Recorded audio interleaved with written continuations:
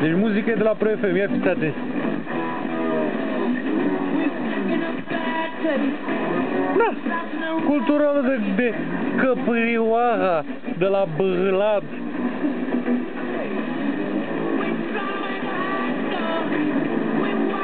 Da, capaci în gură lui Pro FM.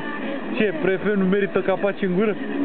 BBC-ul merită de la Kiss FM, dar asta și nu merită de la cultural?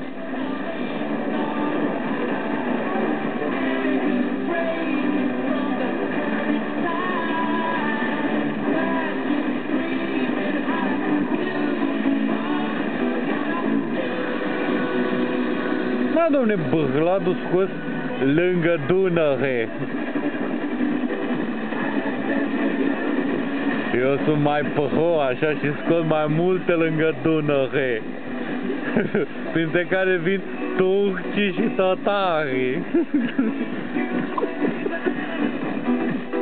Gata.